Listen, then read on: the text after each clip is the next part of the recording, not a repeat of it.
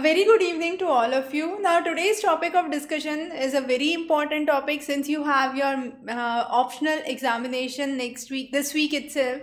We won't take a lot of time about it, but the idea is what you need to keep into mind while you are writing your answers for your optional versus your GS, the key difference. Now, the first important difference that you must understand here is the difference that relates to the subject depth. So the knowledge should be in depth. For GS, even if you have superficial knowledge, it works fine, but for optional you have to have a in-depth knowledge, and that should be reflected in your answer paper, the first important thing. So if you are having superficial content, if you are from other subjects switching your optional, then definitely go into proper depth of that subject and then only attempt the answer. The second important thing that you need to keep into mind is the terminology. So be technical while you are writing your optional paper. Don't just mention general words, general sentences, general statements. That is okay with your GS but not okay with your optional. So with optional, make sure you have scientific terminology which is used. You have key terms that are being addressed, keywords which are being mentioned. Again, works.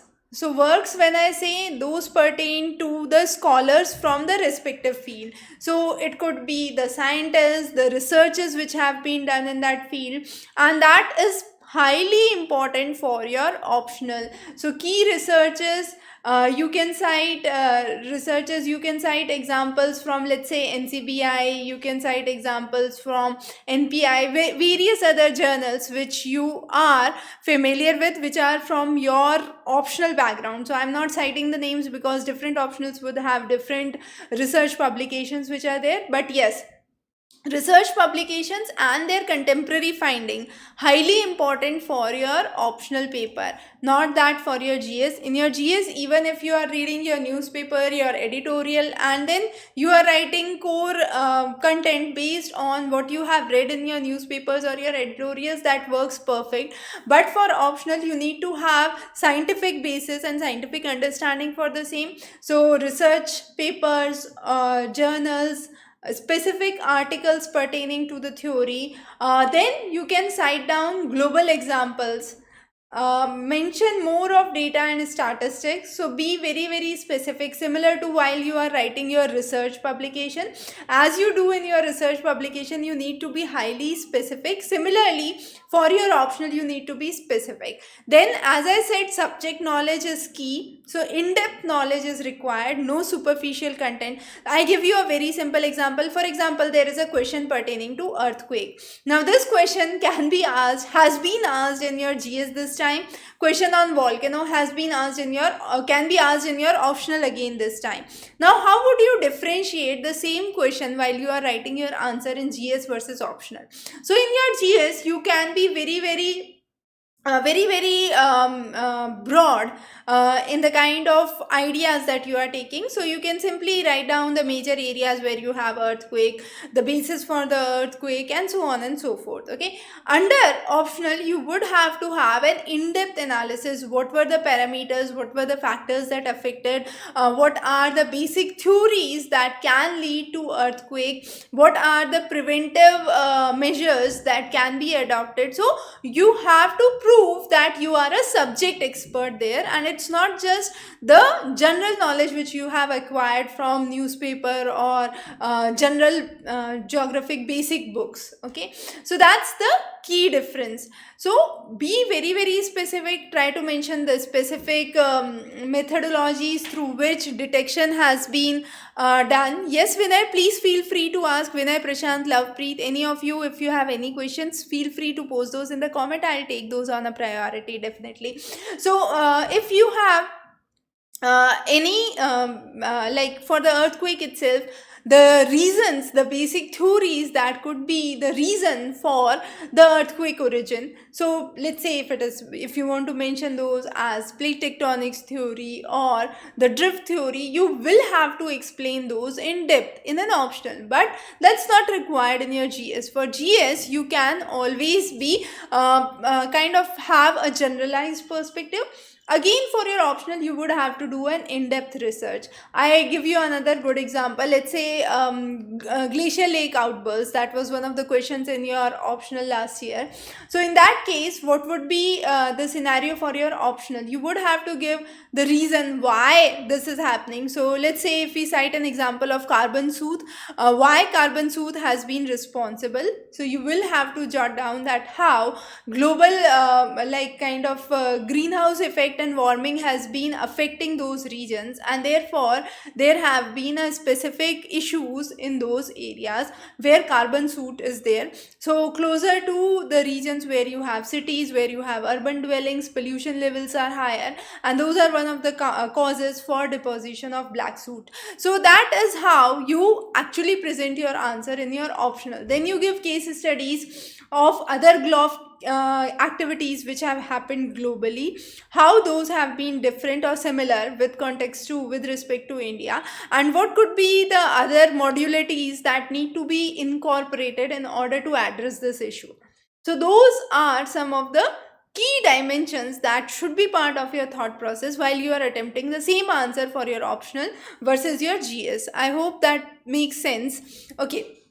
Another important thing with your optional is when you are making diagrams, when you are drawing flow charts, when you are bringing statistics, pertain to the real fact information and be very, very precise, well labeled. For GS, even if you are not bringing diagrams for the question, it would be okay. If you are mentioning it in a form of theoretical or point wise, paragraph wise, and one or two diagrams, but with optional, your depth of the diagram, your qualities of the diagram should be much more in depth. It's not just in numbers I'm saying that those should be higher, but it's in the quality, in terms of the intricacies that you are mentioning should be much more detailed, much more comprehensive. So those again changes and makes a significant difference between the optional as well as the GS paper.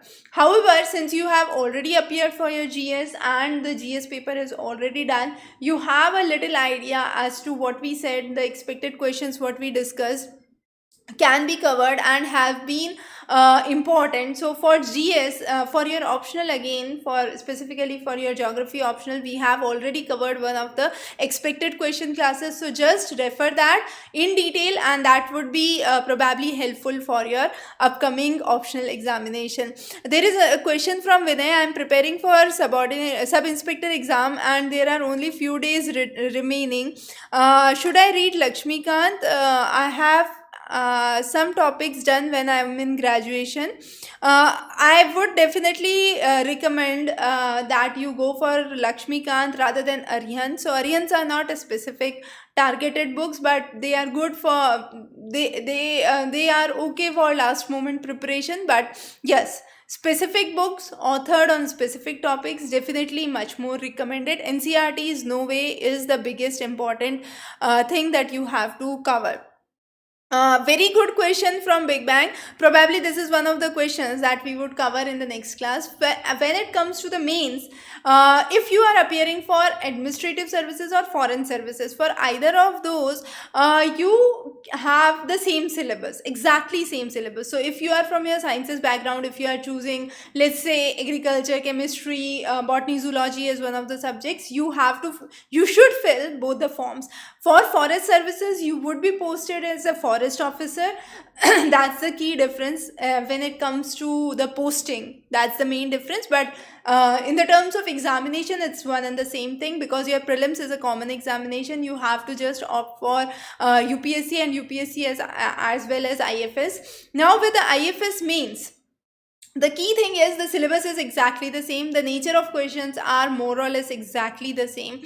Since the syllabus is same, the type of questions that are asked are more or less similar or same, we can say. So definitely, if you are from the sciences background, fill up both the forms. No harm in appearing for all the exams that you can, and then once you are selected, you can definitely at that point decide what to opt, what not to opt, based on the cadre, based on the ranking, based on various other parameters. You can decide what interests you, what suits you, and what career do you actually want. But before that point, I would definitely recommend fill both the forms and appear for both the exams. I hope that is clear, and definitely this is one of the good questions that you have mentioned here. Probably we would cover the next live session on this in further detail.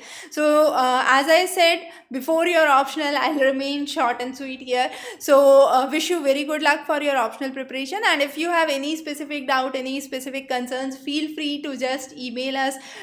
You can email me directly at manishika.jain@mindspreadsolutions.com, and you can reach our mobile number 999-800-8851 for any further queries or detail. Wish you very good luck for your upcoming mains examination. Have a wonderful evening ahead.